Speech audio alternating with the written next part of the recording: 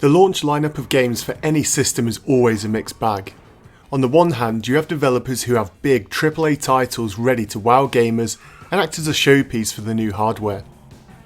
On the other hand, you have developers who quickly try to port over older games to the new system in a cheap attempt to catch early gamers. Cruis'n USA was due to be a launch title for the N64, however it actually arrived a month later as Nintendo made Midway Games censor the game by taking out the ability to run over cattle. Even coming a month later, Cruis'n USA was already a port of a 2-year-old arcade game which even back then wasn't well received. So finally landing on the N64 in late 1996 was Cruis'n USA, an arcade style racing game which was quickly panned by critics and gamers alike. With some fantastic games already on the system, there really was no need to buy Cruis'n USA even as a filler. However, now Cruis'n USA sits nestled against some fantastic arcade races on the N64, where does it fit in amongst them? Before I go into more depth, I will say this. There are many better arcade races on the N64, and so I won't argue that. However, I do have a confession to make.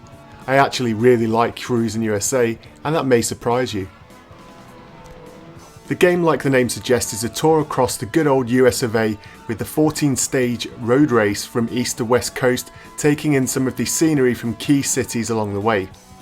If that all sounds like too much, you could always choose one of the 10 shorter races to kill some time or race a friend in the 2-player mode. Graphically, the game is terrible. I mean, look at it. I've seen smaller pixels in Atari 2600 games and the pop-up is truly horrific. Traffic seems to come out of nowhere and you will have seconds to try and avoid them. On a positive note, the levels do look interesting. I say that because whilst the graphics are not good, Midway Games at least made the effort of attempting to add some variation to the course design. Anyone who has played Cruis'n USA will no doubt remember the awful music. Most notable the theme tune, which is comically bad as anything else you'll find to hear on the N64. Who in their right mind wrote the lyrics and composed that mess should never work in the games industry again. The rest of the music in the game is pretty much the same. A nice addition though was the ability to change the music tracks while racing, so if you find a track that you do like, at least you can stick with it. The game controls terribly. If you so much as breathe near the overly sensitive analog stick, then your car will make insanely sharp turns.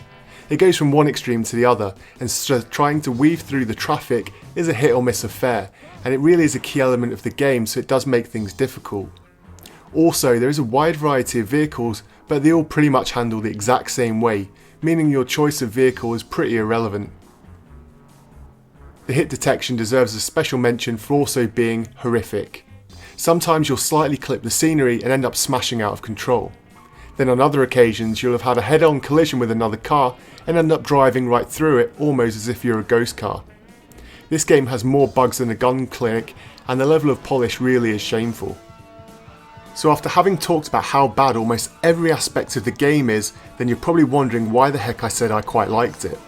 Well, the reason is simple. Sometimes a game is so awful that it actually becomes quite enjoyable. Cruis'n USA is a game that you can put in, turn on and turn your brain off. It doesn't require any level of skill or experience. Just hold down the accelerate button and wriggle the analog stick on occasions from side to side and you'll eventually hit the finish line and then start the next race to repeat things all over again.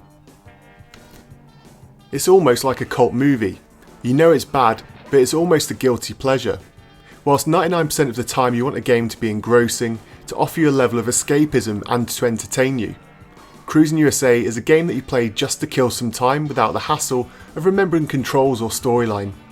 It's a game you play to remind yourself just how far games have moved on, and in my opinion, there's nothing wrong with that.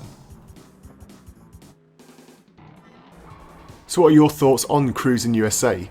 This should be a good topic of conversation and I'd be interested to know if anyone else likes this game because it's also so bad. Let me know in the comments below and hit that thumbs up button if you'd like me to review the rest of the Cruis'n trilogy on the N64. Until next time, take care.